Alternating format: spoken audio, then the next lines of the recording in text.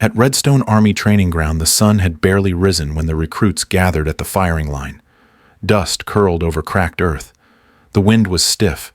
They shifted their boots, trading jokes while checking optics and loading magazines. Then she walked in.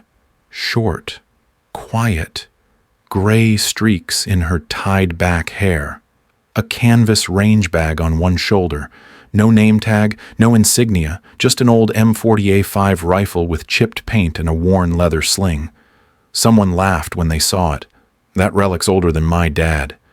Bet it doesn't even chamber right. She said nothing. Just placed the rifle on the bench and unzipped the bag. Her fingers moved slow, deliberate. She pulled out a small weather gauge, then ignored it. Wet her index finger and held it in the breeze. Another round of chuckles.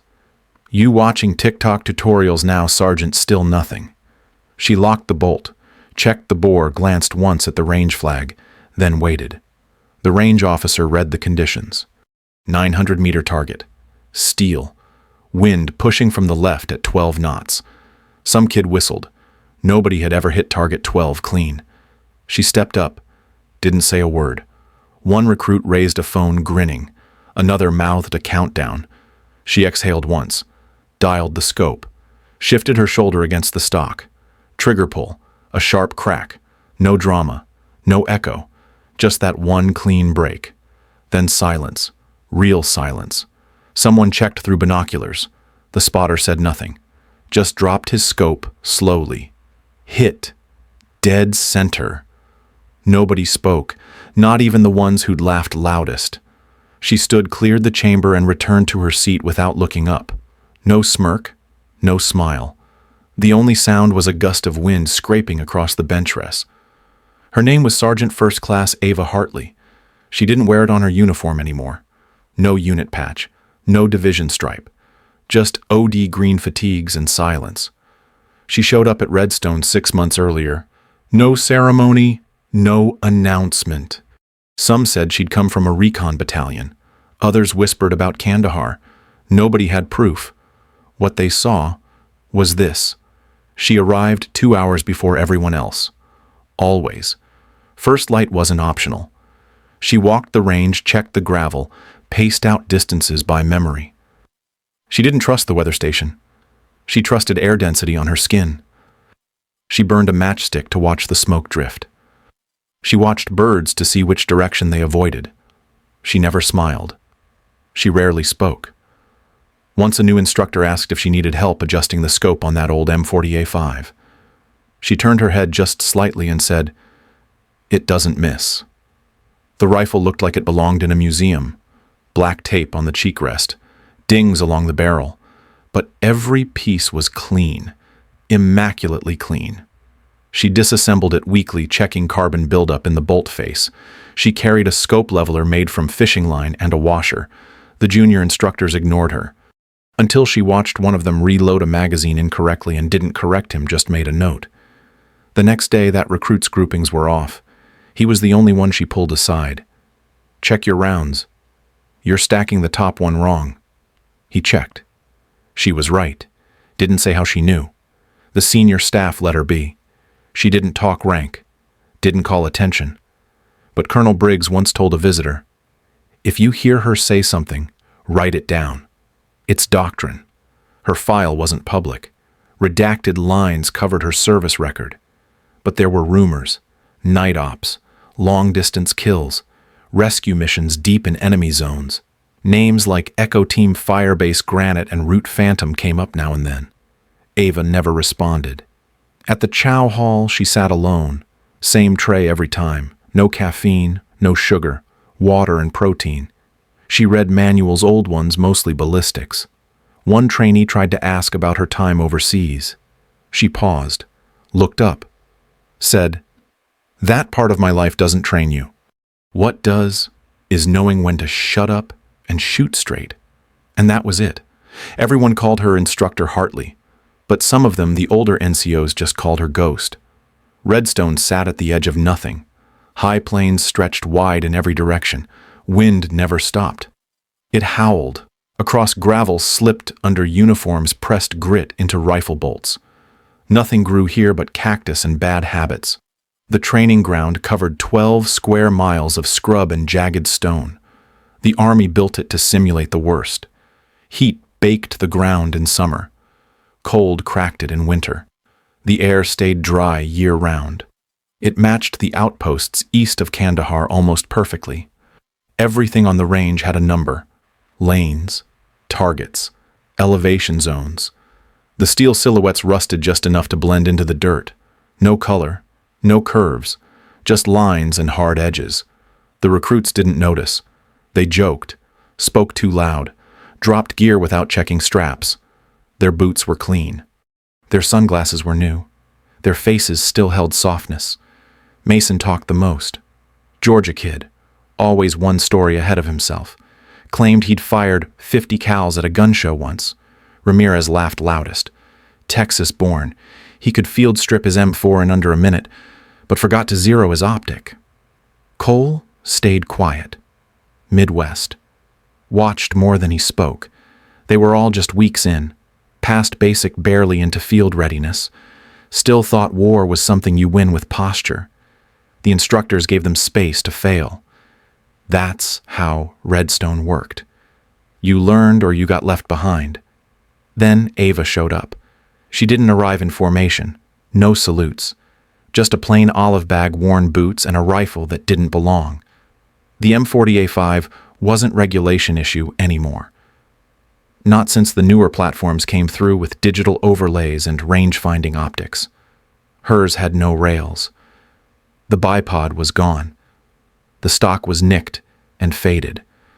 The sling was hand-wrapped in frayed cord. The recruits took one look and started talking. You see, that thing looks like she stole it from a museum. What's she gonna do? Aim with spit and prayer. They laughed. She didn't flinch. Ava sat at the edge of the range and pulled out a strip of cloth. She tied it to the barrel, let it hang, and watched how it fluttered. The wind had shifted again. They didn't notice. She marked it with her thumb and jotted notes in a small green notebook. Her writing was sharp. Block letters. All uppercase. She didn't speak until spoken to. Didn't react to the names. Didn't correct their stance unless asked. They assumed she was just support. Cole watched differently. He saw how she checked the optic, not for scratches but for sun alignment. He noticed how she counted seconds under her breath. 10, 15, 20. Wind timing. Mason leaned in close once and whispered to Ramirez. Think she even knows how to zero that thing? Ramirez shrugged. Maybe it fires pebbles. Ava adjusted her cheek pad. Didn't respond. She walked to the supply table, picked up a dummy round, rolled it in her palm, placed it back. The officer in charge called a range test that afternoon. Lanes 1 through 6. Conditions marked in chalk: wind cross, left 10 knots. Target rotation randomized. Distance bands between 400 and 900 meters. The recruits geared up. Muffled conversation turned into false focus. They clicked magazines, adjusted scopes, over-tightened slings. Ava watched from a distance. The instructors noticed too, but they said nothing. Let the kids run until they tripped. That was doctrine here. And Ava, she had nothing to prove. But she wrote down every miss, every twitch, every time they pulled early or flinched late. She knew how to watch. And they didn't know what they were looking at. Not yet. It started as a joke. Ramirez spotted Ava tying a length of frayed twine to the end of her barrel again. She held it up, watched it flick in the breeze, then noted something down in her book. Ramirez tapped Mason. She's using string man, like caveman meteorology. Mason grinned. Bet she checks humidity with her tongue too. They laughed, loud enough for her to hear. She didn't respond. Cole sat a few benches away. He'd seen instructors run wind gauges, watch them rely on tech. Ava never touched a screen, just felt the air, read the gravel underfoot, sometimes stared at the sky for minutes counting. She wasn't eccentric. She was practiced, but nobody else saw it yet. A junior officer strolled down the line. Tan boots, crisp sleeves, voice full of confidence. All right, troops, let's raise the stakes. He pointed toward the far end of the range. Target 12. 900 meters out. Slight incline. Crosswind varying at 10 to 12 knots. The steel hadn't been hit clean all week. He smirked. Hit it today, I'll buy steak for the entire unit. Filet, not chow. Hall, special. The laughter spiked again. Ramirez slapped Mason's back. You hear that? Hope they got A1 sauce. One by one they stepped up, fired, missed, some wide, some closer, none clean. Scope corrections flew back and forth. They compensated for wind too late too early. Over-adjusted. Overthought. Then Ava stood. Didn't ask permission. Didn't wait. She walked up to the platform and set her rifle down. The group paused. Confused at first, then amused. Someone whistled. You serious, lady? Another chuckled. She's going to try to kill the target with irony. Cole said nothing. He watched her unwrap the sling, rest the stock gently on the rear bag. The way she seated the bolt was exact. Smooth. Not hesitant. Not aggressive. Just sure. She loaded one round. Just one. Ramirez leaned toward Mason. Bet that thing jams before she even sights in. Ava adjusted the scope. No rush. 2 clicks left. 3 elevation. She glanced at the twine. Checked the shimmer in the distance where heat met steel. She pulled a small match from her front pocket. Struck it. Let it burn halfway. Watched the flame drift sideways. Cole leaned forward. Mason frowned. What is she doing? Cole didn't answer. The air stilled. Ava breathed. Twice. Shallow. Slow. She rested her cheek against the pad. Aligned her shoulder. Set her left hand over the front rest like it was a memory, not a motion. Cole blinked. He knew that movement. He remembered the story. His dad once told him about a woman on his team in Afghanistan. Recon shooter. Never talked. Never missed. Used a beat-up M40 and a match flame to read wind. Cole's voice dropped.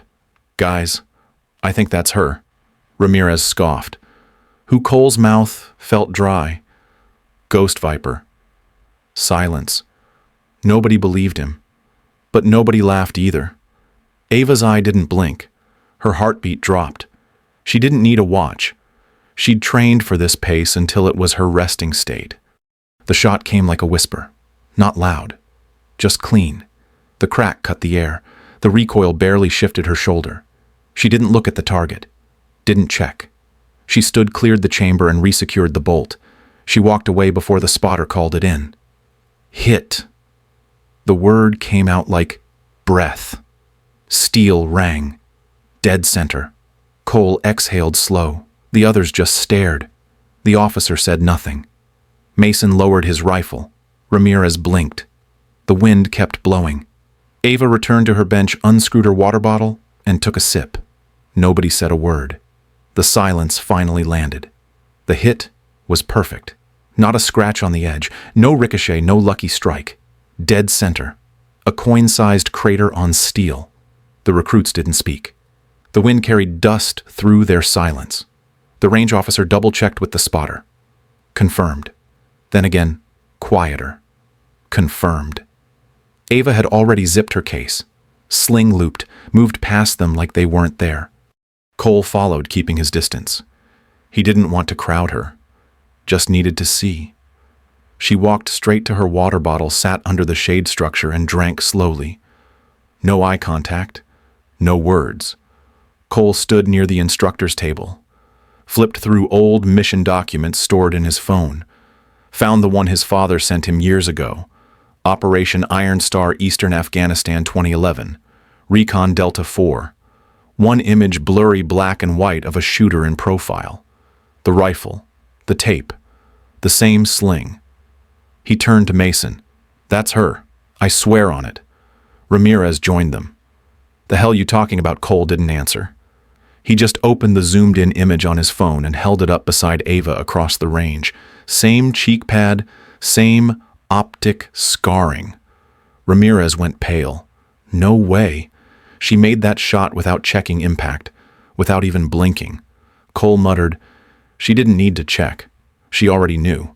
Later that evening, when the recruits cleaned up the range, one of the instructors walked by and said quietly to Cole, That woman holds more confirmed kills at over 1,000 meters than anyone alive. Only reason you never read about it. Her missions were black. Cole nodded. And then, just as the instructor turned to leave, he added, "She once stopped a suicide bomber heading toward a bus full of kids. One shot. Moving target. 823 meters. Never wrote it down." Cole didn't sleep that night. Kandahar, 2011. The valley near Arghandab was a kill zone.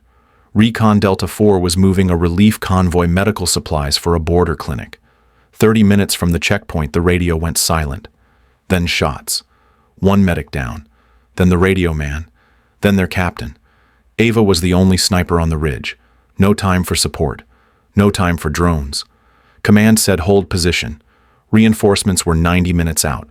They had maybe 5. The snipers were dug in one northeast, one west, one directly uphill. Triangle formation, each had line of sight. Shoot one, the other two vanish. And radio for more. She didn't talk. She ran equations in her head. First shot, 247 meters. Wind from the left at 8 knots, light updraft over shale. Adjust for drag. Trigger pull during heartbeat pause. Hit. She moved. Low crawl. 50 meters across loose gravel rifle hugged to her chest. Rechambered. Second one, 156 meters. Higher elevation. Negative incline. Coriolis, drift. Adjustment. Heartbeat steady. One breath. Squeeze. Hit. Last position exposed. The third sniper had seen her muzzle flash. He was tracking. She saw the shimmer of his scope. Had seconds. Third shot. 203 meters. She fired as she fell, prone. His shot cracked first. His bullet slapped a rock 2 inches from her temple. Hers hit center mass, 3 bodies down. Total time, 89 seconds. She didn't speak, just slid back downhill, eyes scanning. Rifle slung. Boots quiet. The convoy made it through. The clinic treated 300 children that day. Nobody asked how she did it. She didn't offer. She didn't file the report. The incident log listed enemy contact. 3 hostile snipers neutralized. No further detail. No medal recommendation. No formal mention of engagement range or confirmed kills. She wrote in the after-action note, favorable terrain. Enemy exposed. Target overlap. Lucky timing. She turned in her rifle for cleaning. Restocked 2 mags. No one asked questions. No one pressed. The battalion commander nodded at her in passing. Good work out there. She nodded back. Nothing more. 2 days later, she was reassigned to a forward outpost north of Spin Boldak. New terrain. New threats. Same silence. One photo surfaced later, taken by a medic just after the convoy cleared the valley. Blurry image of Ava kneeling behind her rifle. Distance marker scribbled on the back, 1.2 kilometer, confirmed. It ended up taped inside a locker. No frame. No caption. The kids at the clinic lived. The supplies arrived on time. The wounded made it to evac. That was the only part she held on to.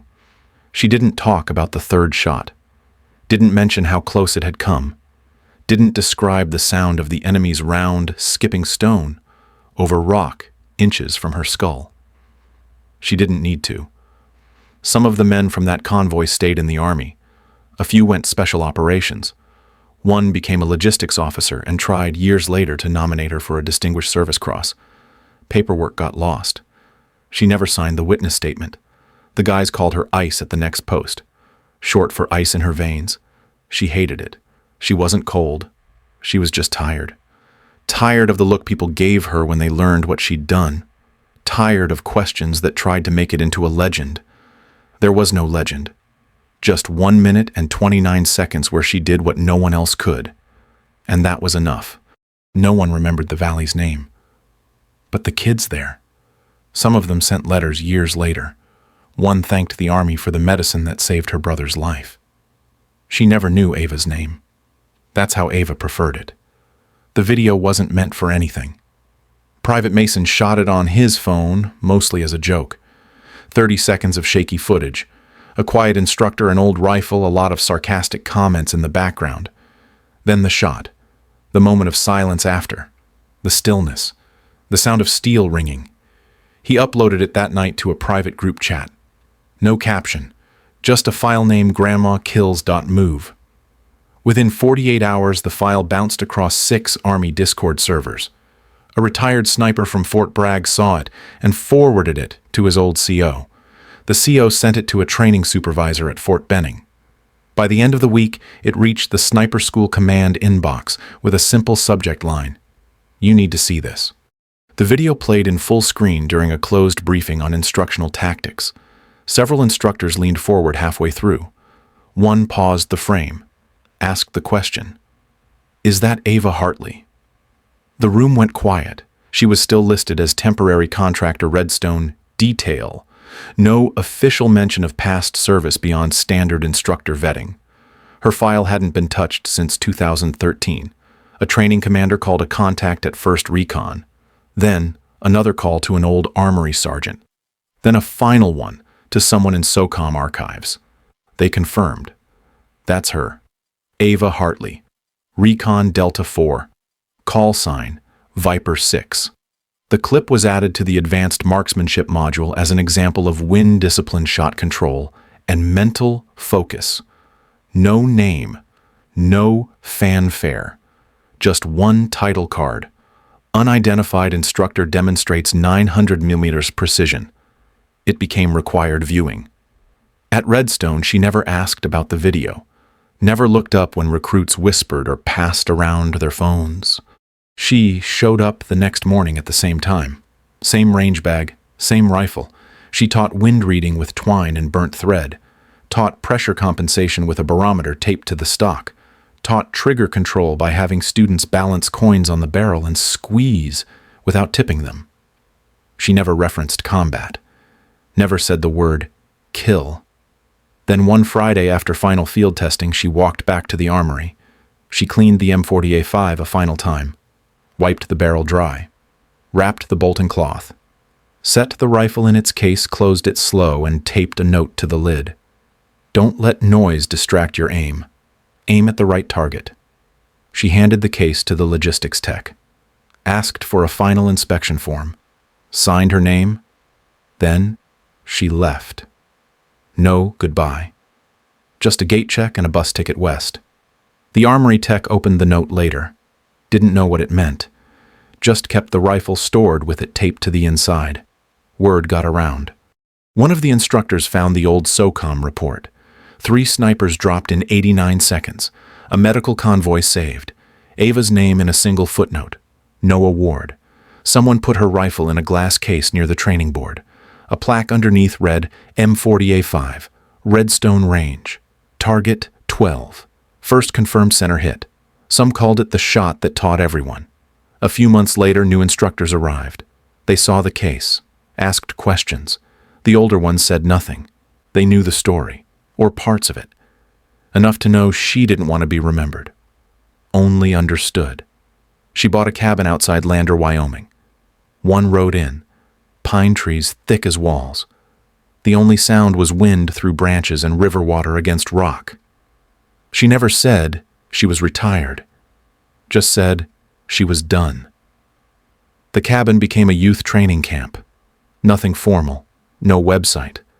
Local families sent their kids to learn how to start fires, tie knots, find north without a compass. She taught them how to breathe when scared, how to move when it mattered, how to stop and listen. She didn't talk about the army, didn't hang flags or keep medals. Whatever ribbons she earned were in a shoebox under the floorboards. The only decoration on her wall was a hand-drawn map of mountain trails. In town, she was the quiet woman at the hardware store. Drove an old truck, wore flannel and canvas, paid in cash. In the military, they kept saying her name in low tones. Instructors in sniper schools mentioned her when they talked about wind judgment and heart rate control. Recruits passed around old videos and said, "That's her, the one who didn't miss." They called it the Hartley effect. Cadets started staying longer after training to recheck their math. They stopped bragging, started watching more. They asked different questions, not just about distance, but about responsibility. One staff sergeant told his squad, "She didn't teach us to shoot better. She taught us to be worth the shot." Back at Redstone, her rifle stayed in its case. People stopped touching it. They stood in front of it like a shrine but said nothing. The plaque read, M40A5, Ghost Viper, the shot that taught them all. Ava never went back, never visited, didn't need to. She wasn't chasing legacy, just peace. But the lesson stayed, not because she gave speeches, not because she got medals, but because one day when everyone else laughed, she made one shot and never said a word.